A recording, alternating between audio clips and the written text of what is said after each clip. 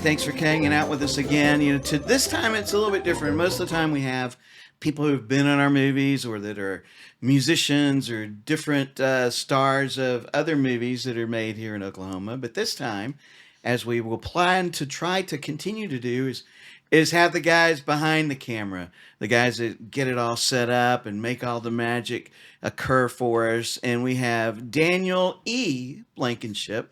You have to add the Daniel and the E because there is a Dan Blankenship on IMDb. Yep, and there's a Daniel Blankenship like as well. 80 or something like Yeah. that. And I don't think you were part of any of his movies, but you might have been. I don't know. You've been on like virtually everything that ever comes through this area anyway.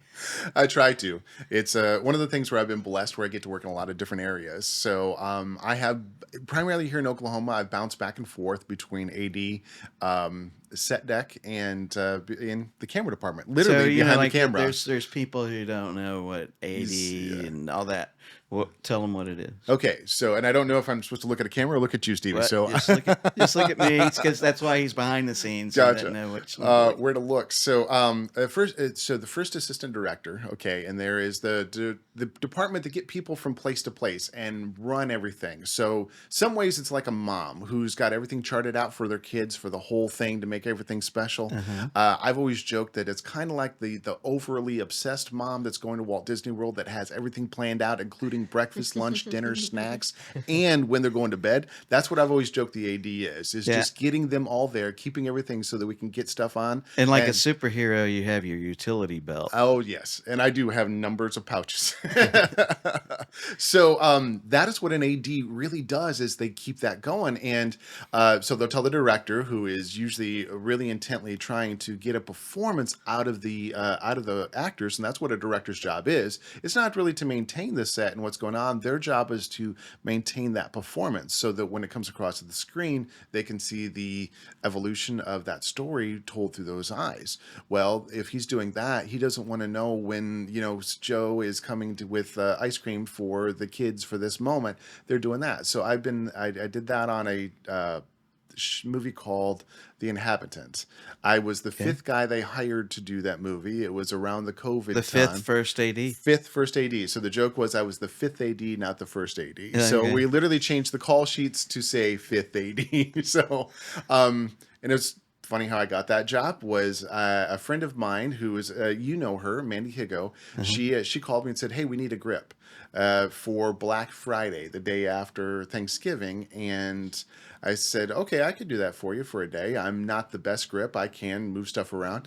And she goes, we're also looking for a first AD. And I goes, well, I haven't done that in a while. That'd be fun. She said, let me give you a call back.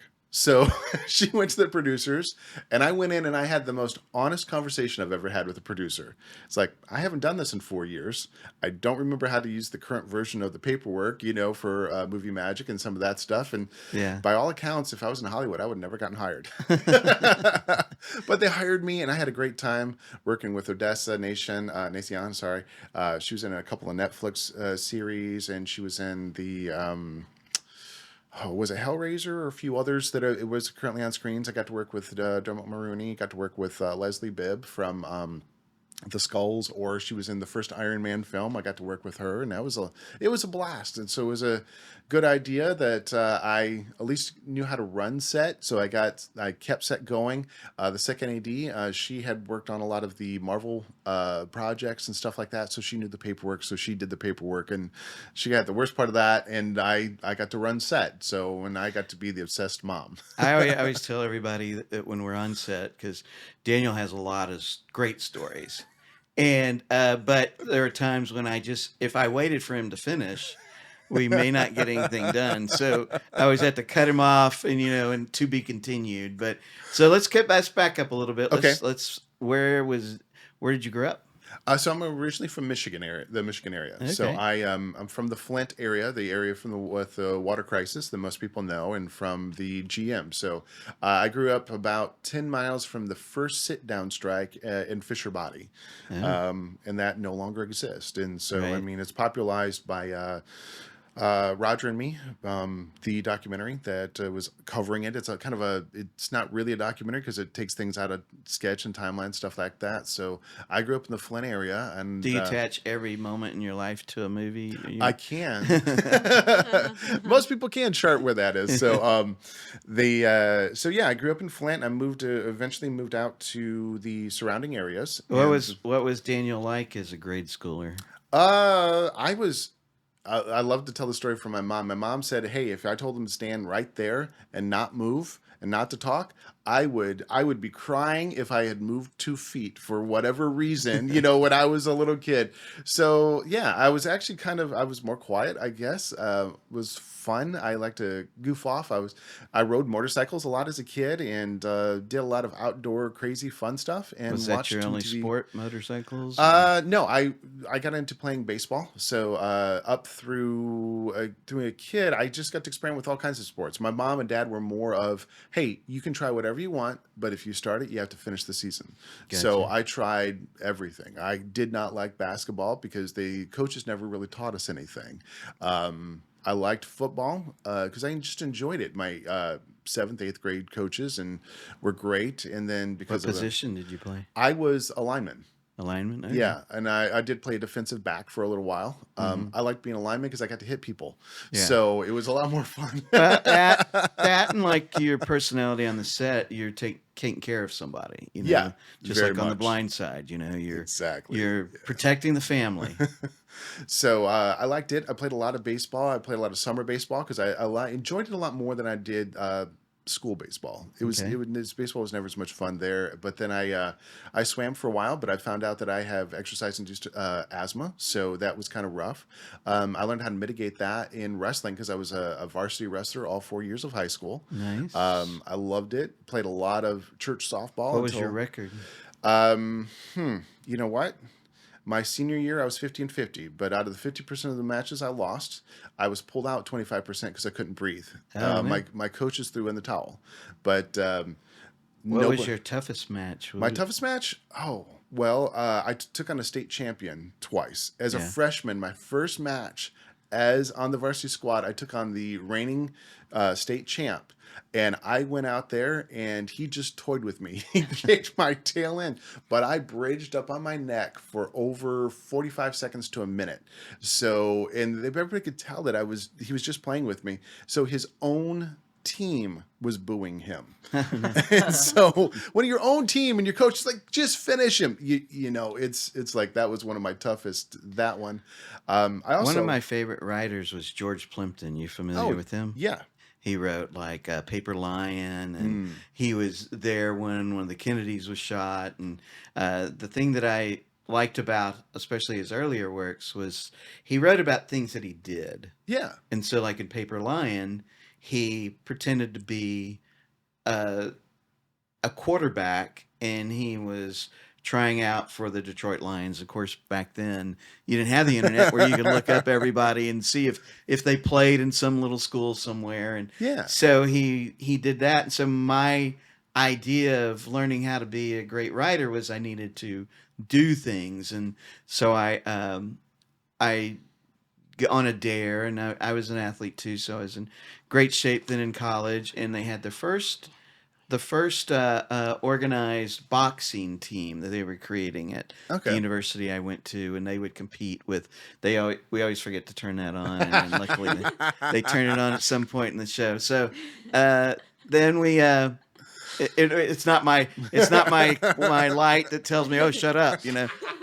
It's so that's my first boxing element, and I got in there and I went and go watch the tournament because it was an open tournament to try to get the university involved. And I saw these guys, and they were all so many of them in my weight division, looked a lot like me, same size and everything, and they were fighting like this, and I thought, well, I can do that. At the time you ran around the ring, I don't know, it was like 1 or 2 minutes, and so I get in there. The very first guy I fight, exactly my height and weight, and we get in there, and I'm dancing around him, and throw a couple of punches because it was getting kind of boring, Yeah. and then I throw a couple of more. Then all of a sudden, wham, wham, wham, wham, wham. And then I hear 7, 8. And for some stupid reason, I got up. Mostly it was because there were girls there and the Of TV course. cameras and stuff. And so I get up and I'm a little mad now because he hurt me, Yeah. And so I hit him a little bit harder and come in there. And then I feel wham, wham, wham, wham, wham, wham, wham. And I hear 9, 10, and blood is coming out of my mouth. Oh. My head feels like it's split in 4 places. And this is my luck. I end up fighting not only 5-time Golden Glove champion. He goes on to win the tournament and then goes on to fight in the Olympics eventually. And so that was my luck. I didn't get this guy so that I could look good for one fight. I got the champion. Oh Lord. Like you said, they just toy with you. Yeah, he did. Oh man, I was never a boxer. I broke my nose 5 times wrestling. Oh no, 4 times wrestling and 1 time on the mission field. It's hilarious because one of the other times I broke and I just couldn't breathe at all. So I'm breathing so heavy just couldn't stand it. And it's kind of one of those moments where I'm like, I went down and the guy pinned me and I'm just like, I don't know what happened.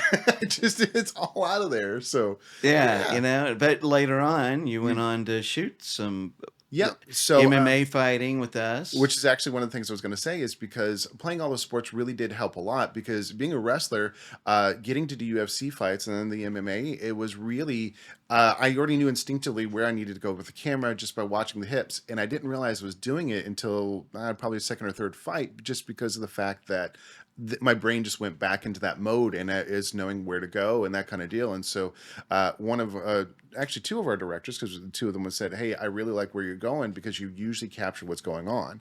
I think one of the issues I had with it was I have such long arms. So several times I had the camera over trying to get the shot. And I'm like, oh, I need to be back inside the ring, out of the ring, not over top of it. Well, a lot of people that don't work in the business don't know that the element of being a good director for sports or being a good camera person for sports isn't just knowing how to operate a camera. Yeah. It's about knowing how to read a team, just as the defense or offense in football is. You have to study the team that you're shooting to know, okay, who's the key guy, who should we be on, who should I have a ready camera for, and who should I be doing this or with the fights. We knew, like, for example, with our fights, there was one fighter that one of his keynote elements was to come out in the middle of the ring, stomp on it, and draw a line. And we always wanted to capture that. So you knew he's going to do it. So the key was getting the director prepared to know how to, because at the time I was producing, to know, okay, he's going to do this, so get ready. And having everyone in place to shoot that is... It always reminded me of Mike Tyson's Punch Out. I think King Koopa, or I think, no, not King Koopa, whatever the character's name. Yeah, come out and he would do his deal. But yeah, it was a lot of fun. Actually, the MMA fights were some of the most fun stuff I've got to do in this business over the years. It was always a blast because it was a whole lot of work. And anybody who thinks in whichever camera, whatever you think that those are easy, they're not. It's like any major sporting events, because you've got more cameras out there trying to bring that audience into the story of the game or story of the fight. It's knowing how to coordinate the discipline, the technical aspect of all of this, to tell the story, to relate that emotion so that you're at home going, oh, you can feel all those fights. So, I mean... One of the things that I've noticed this season in particular, and I know that because I've watched part of the story, that it's only been in the last couple of seasons that the NFL, I don't know that college football has done it so much, and Major League Baseball started doing it too, is they use DSLR cameras instead of just, the cameras they normally use for sports, whereas those sports cameras give the focal point is a lot deeper, so you see a lot more. You shoot somebody that's coming off of the bat, and you can still see the people in the background that are in the stands, but now they're using the cinematic look to make something even more dramatic when a play happens, and they're using multiple cameras to do it now, and it was pretty interesting to kind of watch. I think some of that really has coming out of the video game industry because of the John Madden and the different franchises that are there that have given that look. So now people, when they're watching it, that's what they want. And since there's so much more competition now with people's eyeballs for what's going on, you have to develop that to capture that audience and keep them in. I think the college audience it's a larger audience in some ways because you have a lot more people that are devoted to a team where they'll watch the game because they're devoted to the college, not just a sports team. Well, that and in the NFL, they got a lot more money to spend. Exactly. And the story I heard with it was that they were doing a game for the NFL, and as they were getting ready for the game, they were testing all the cameras, and the director said, "I need a camera on the end zone," and then it just so happened that one of the guys that's just part of the team brought his DSLR and his gimbal, which DSLR camera is more like what a consumer will use to take photos. Yes. If they want not just the phone, you used to actually have to have a camera, and then a gimbal is the device that's used to keep it steady when they're moving. And so he took it down there, and the director said, "Hey, I like that. Keep that there." And so then he ran around the field doing it, and then we just had that one camera to get, and it was usually an end zone camera where when everybody was like high-fiving and stuff, that they had that shot, and it looked like it was, a movie, and now they're adding more and more of that. And it is true. And as the camera and the technology is radically shifting, I mean, because some of the stuff has been the same for hundreds, over 100 years, but some of the stuff changes every 2 to 3 months. So some of the new Sony cameras, they've put them into the body of a DSLR. They've got the sensors that would work on a Sony Venice or a camera that's worth $100,000. Now you can get it into a camera that's worth $10,000. Now, guys, that may sound expensive, but that is actually inexpensive in the industry nowadays to be able to get that kind of ability, like even with the Blackmagic cameras and some of the other stuff. And I don't want to get too technical, but let's just say that now that it's becoming a whole lot cheaper than what it has been for the breadth of the industry, even though it's not cheap. So you grew up in Michigan. Yep. And then when did you guys move here and why? So I left and I went and worked with a missions organization for a couple of years. I decided, because I went to college, so I got accepted to go to pre-law school. So I was going into law. I'd already had my acceptance into law school. So that makes sense to get into the movie business, wanting to be an attorney to tell stories. Yeah. They are liars, and that's what my dad told me. So, but basically after my sophomore year, I went and talked with some lawyers and went and looked at, and you kind of do that, journey out experience. And I just basically met an attorney who had gotten a guy that was clearly guilty off.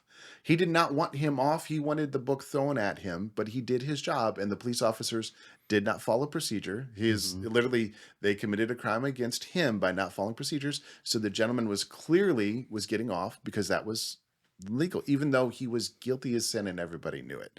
So it's kind of like, that's not what I want to do. So I had also been accepted to art school because I loved animation and I wanted to be an animator. However, Disney does not do the part of animation anymore, or Warner's, they don't do the hand-drawn cell-based animation. You'd have to move to India. Yep, I would. Or Singapore. I mean, well, Disney just shut down that unit as well. So it was basically, it's like, okay, these two things that I loved and were my first thought, I don't want to do those. So I went and did relief trips for about 2 or 3 years. And so I went into Haiti. I went into Japan. I've been into all the different major disaster zones and just did what were you relief. doing when you were there?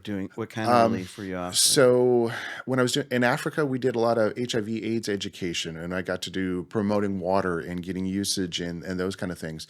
In Japan, we were doing cleanup after the tsunami. So one of the things we did is help restore a roof. We dug out, and I'd spent a lot of time digging out. And that's kind of hard to talk about some of this stuff, but people's whole lives were under 8 foot of rubble and stuff like that. So we pulled stuff out like that.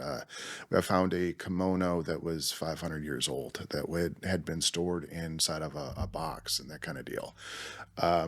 We learned how to read the And what desk. a lot of us don't understand too, like when you go on a trip like that for relief, it's not like you have either the greatest tools to work with either. No. And you're doing like Nick over there, was it spring break? Or I think it was spring break. He did a missions trip where he went to Mexico and they built houses Yeah. Yep. for it, right? Yeah, that's right. And one of the things that they wanted to teach us is to experience what life was like for everyone who was living in Mm. these really kind of poor areas. So we were only allowed to use hand tools to build these houses, and yeah, it Mm. was a really, eye-opening experience. Yeah, Yeah. from the foundation to, building the home, which the home in many cases wasn't much bigger than our set, right? Yep. Yep, yep. A lot of those areas. So some of the stuff that I did in South Africa, we were working in. If you've ever seen the movie Invictus or several other ones, I was thinking in South Africa. Uh, it's trying to think of the name of that. It's it doesn't matter. But we were working in some of the squatter camps, and some of the squatter camps they were put together with What's a squatter camp? squatter, and that's what I'm trying to explain. It's on the side of a hill, okay, and people will build shacks. But when I say shacks, that would be an upgrade from what I'm really experiencing. It would be timber they'd put together with cardboard boxes Hmm. in order to create shelter from the elements. And so when I said we were doing HIV, AIDS, and water, is they have a lot of misconceptions on what spreads HIV to be, and some of those lead to some very heartbreaking things. Some of the areas that I worked with, Tim Tebow has just been on. So if you've seen any of his social media down there in Social Africa with Impact Africa or Impact Kids, we got to work with them. So squatter camps are literally, if you look at in our history, if you think of the well, if you look at LA right now, just everybody living in tents or living in boxes that are in there. So I went and worked with a lot of those individuals who were in that season of life that they were struggling with. That's my brother. Not long ago, he and his wife, with their company, went to India to Ah, okay. do some work, and they didn't call them squatter camps, I don't think, but they would see off the interstate would be where people doing the same thing. They had cardboard boxes built Hmm. around maybe a framing from some wood, but then you'd see a satellite dish outside of it and know that that's their life, that's their way of life, and uh, it's just impossible to imagine, that Yep. you're getting internet through your little home that's made out of cardboard. It's very true. I actually saw that a lot, to be honest. The people who were upscale. So in some of these camps, you'd move into the bottom where you could get stuff, and then you could move up the camp, and so it really was better as you got up. But there were people who they'd always have the football game or a soccer game, here what we'd call it. They would have satellite dish connected to two car batteries, and they had just pulled the car batteries. One guy had just walked 5 miles to get a charge on the car battery to bring it here to hook up the satellite dish and the little TV we would think from the 1970s, and that Yeah. was some of the height of what they had. And then across the street from there, literally would be residential neighborhoods, that were gorgeous. I mean, we would consider $100,000 to $250,000 houses here in Oklahoma. They would be $1 million houses over in LA. You know what I mean? It was such a dichotomy, and it changes your perspective on a lot of things. So it makes you a whole lot more grateful.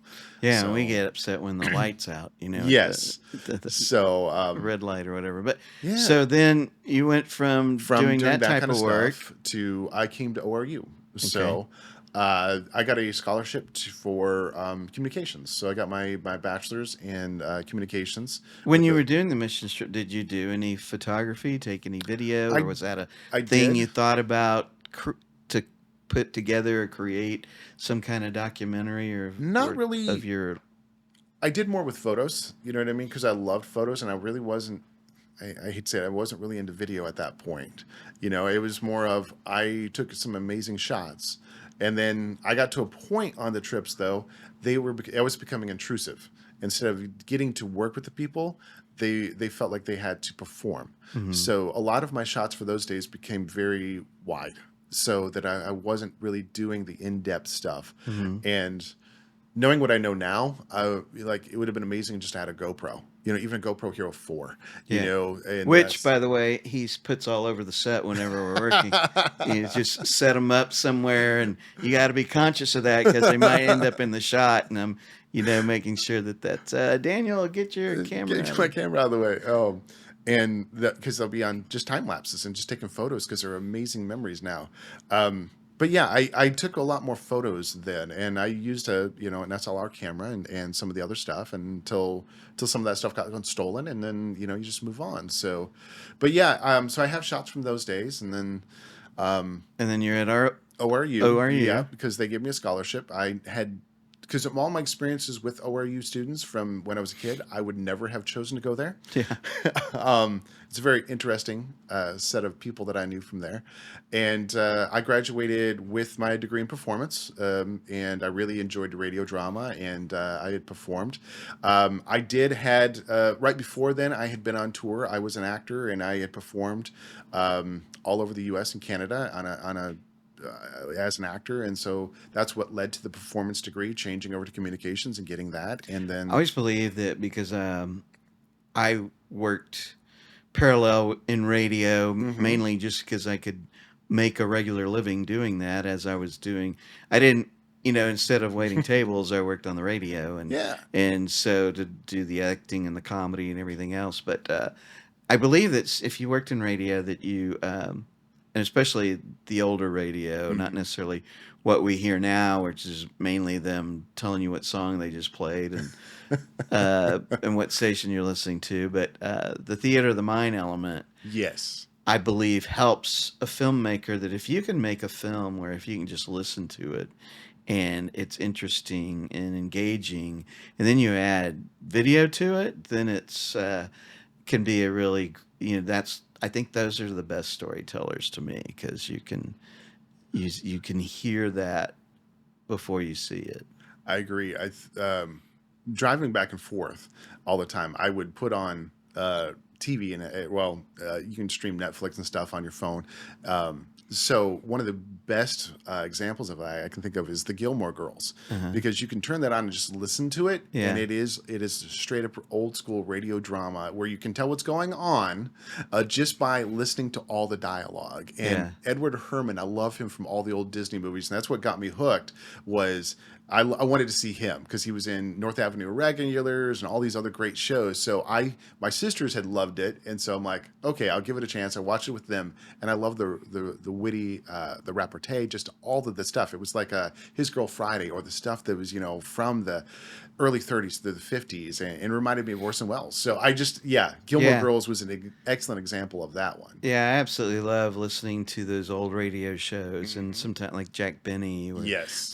One of the stations that I ran an oldie station, and we did, and I was shocked at how many people listened to it. We played Orson Welles, and War of the Worlds, and it was just crazy when you think about at that point in time when that came out, that people really thought we were being attacked by, and that one thing put so many things in place, like you're not supposed to play on the radio sirens and and lots of things that could make people fear for their lives. And like Jack Benny, I used to listen to him all the time. I remember one of my favorite bits, if you don't know who Jack Benny was, he was a comedian from back in even just the radio before television, and in the early 40s and such. And he was known, he would come out and he would play a violin, and he was known for being a tightwad, an extreme tightwad.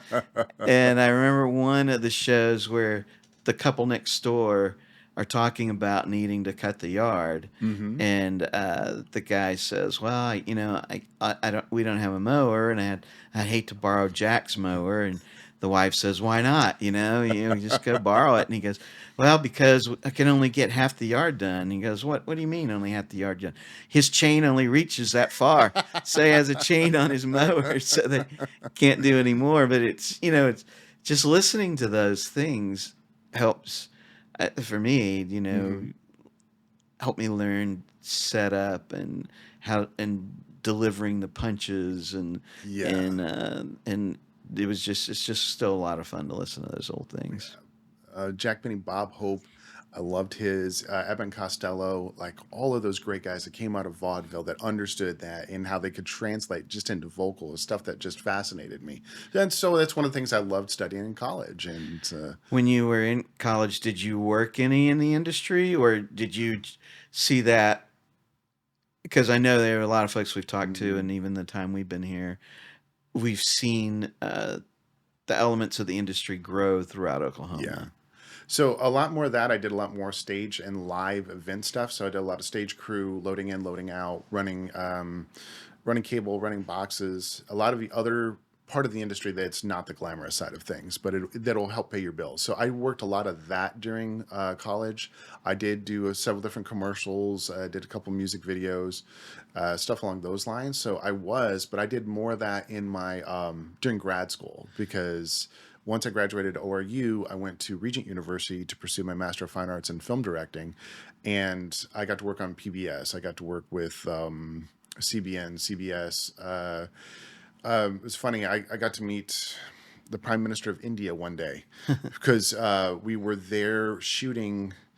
Oh, the U.S. India Business Council was there. So we were there and we had lit everything. And my job was to literally watch a monitor and make sure no lights went out. That was my job, you know? And so Dick Cheney, this one was during when he was part of that administration. So he was standing on the other side of the pipe and drape.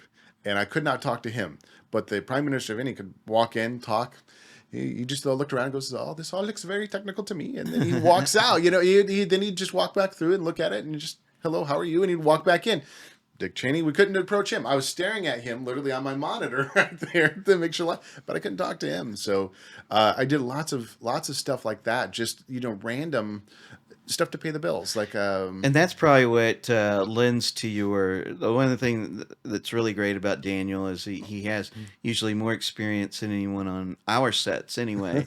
And but he's not afraid to pick up or lift or carry or lead the way in doing some of the grunt work too, which is important in a small budget film because we're all doing a little bit of something. But you know, you're always there to not only offer your experience, but then lend to the grunt work, and that's always a great attribute, I think, to any person that works anywhere is that you're not above any element of work. You know, it's more about working together to accomplish the end. And I would agree. I mean, I think some of that comes from growing up in Flint. It's a very blue collar town. It's you work and you get the job done. That's basically my dad, my papa. I mean, that was also their kind of philosophy. It doesn't matter if you're the white collar worker, and because auto unions and all that kind of stuff, it's like, yeah, you don't do your job.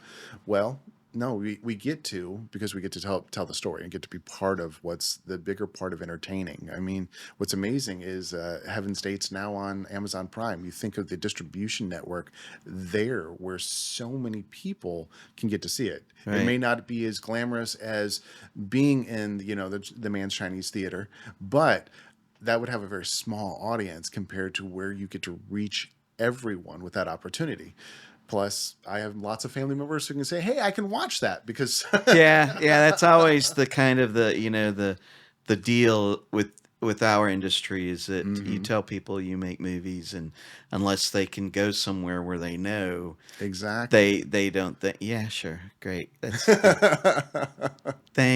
cool, that's cool. You know, can we watch it anywhere? You know, is it on Netflix or Hulu or Amazon? And when it does land on a place like that, we get pretty excited about it. And it's pretty amazing. It's one of the reasons though why we decided to create OK Movie Stream, because we want to more so have a place that independents like yourself can be seen and found, and not only working in the roles as the fifth AD, but you know, because one of the things that we like to do is borrow a little bit of Alfred Hitchcock and M. Night Shyamalan and place ourselves in the movies.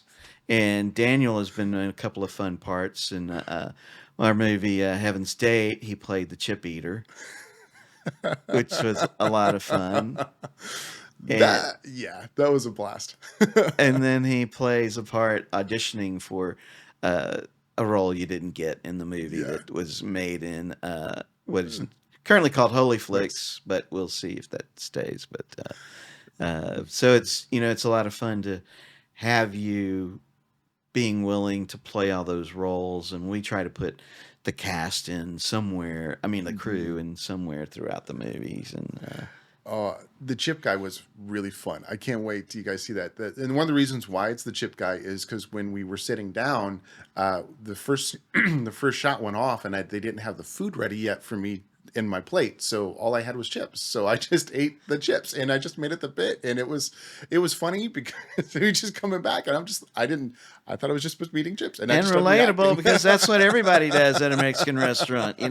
You fill up on the chips. Chips. Yeah. So And it was a blast. I think I ate 3 bowls of chips just because we did all the different takes. And because people that aren't maybe familiar with this is because you shoot everything from multiple angles to make things. right. And so sometimes you've got to be consistent with that. So if you ate a chip on this line, you've got to eat a chip on it every single time. So for every single angle, and because where I was sitting, I was always in the background, so I was always eating chips. So I felt bad because of that one because I was on screen instead of being behind. I had to ask somebody else to go get the chips, so she had to go get it 3 times. Well, plus Nick enhanced your chip eating a little bit too. Yes, that is We hilarious. made it a little louder, so Oh, it would. it's fun. That was one of the best parts of that movie was just having that fun that night. So So, what was the first?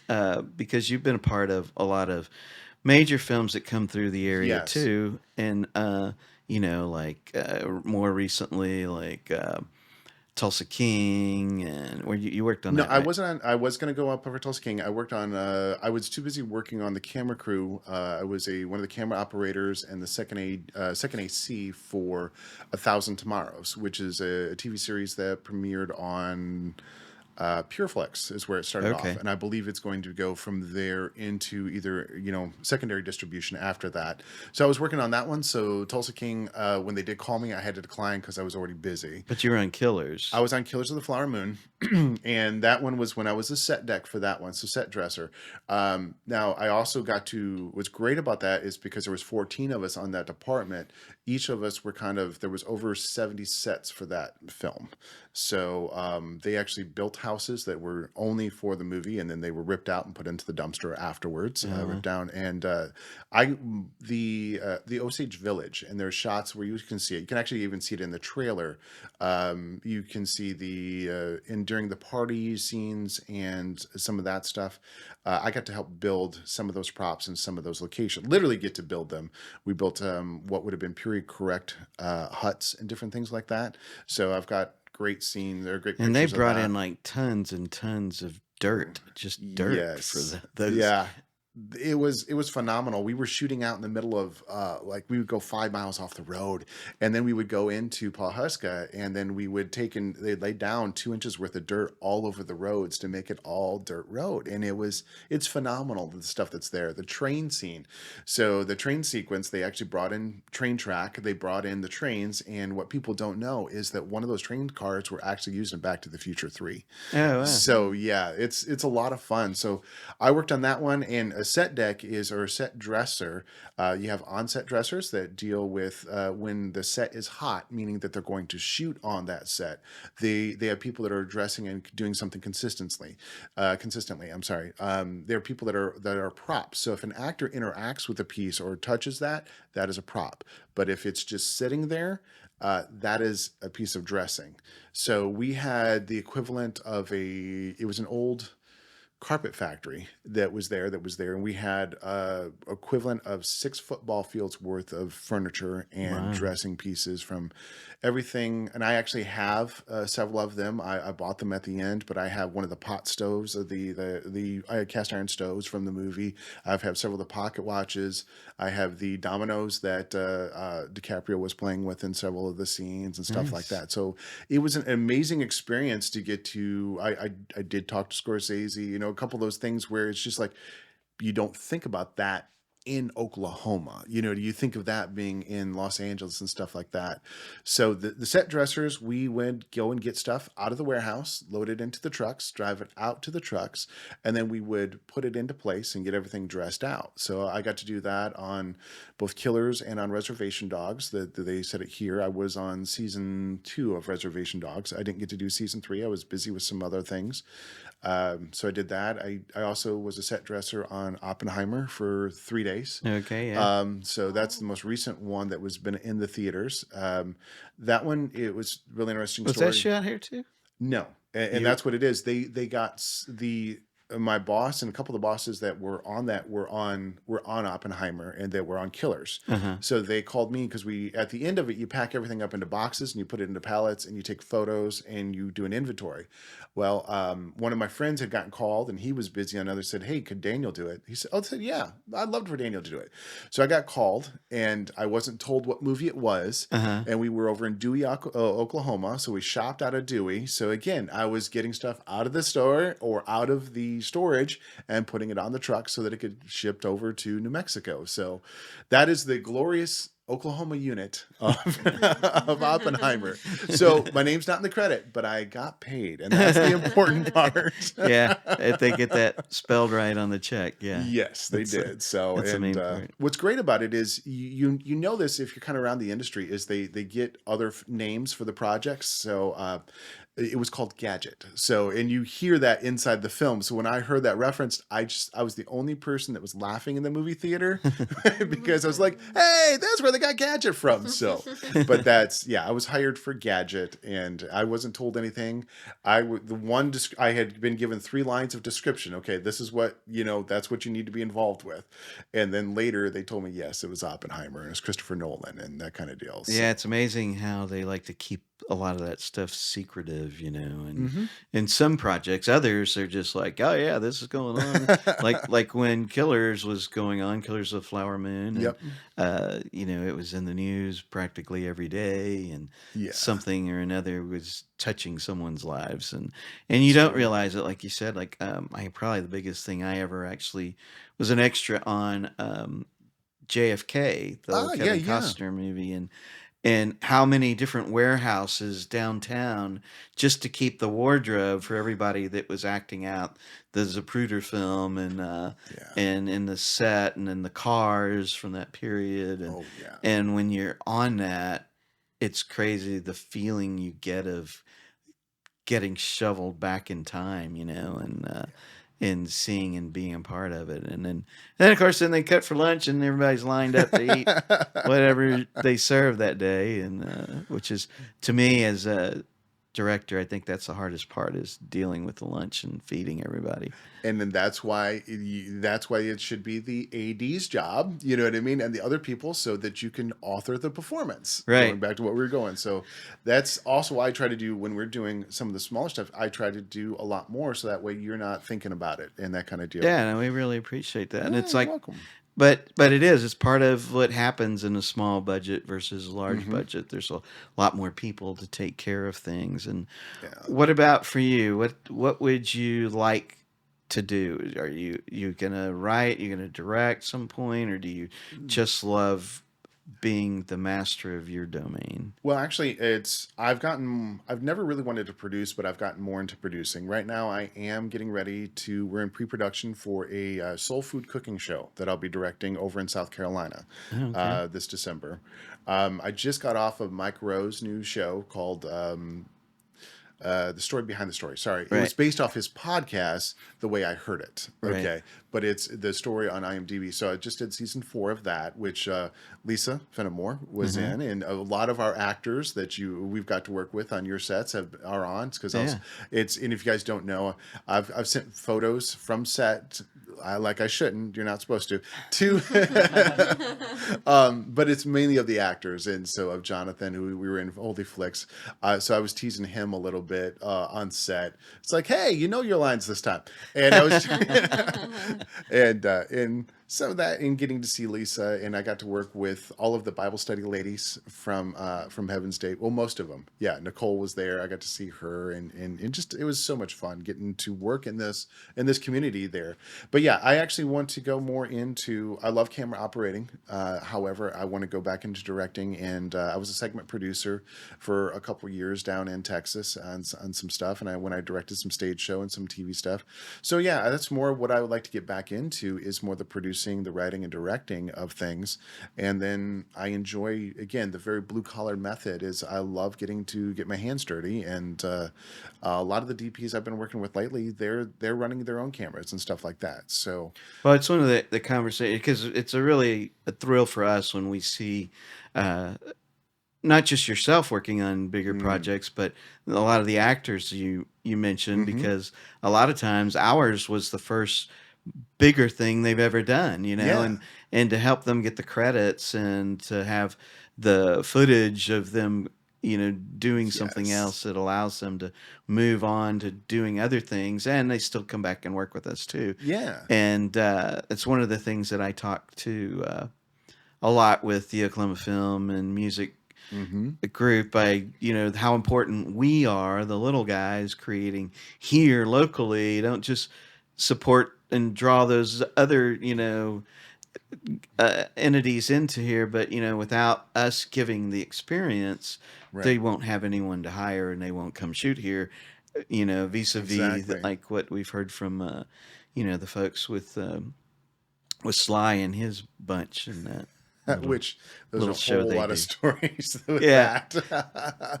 And I think that's really what it comes down to. Because if you look at the history of film, there was always mavericks figuring it out, what to do. And as much as in film, there's a lot of people that have theory that unless it's the esoteric or the independent or that kind of deal, there's a place for that.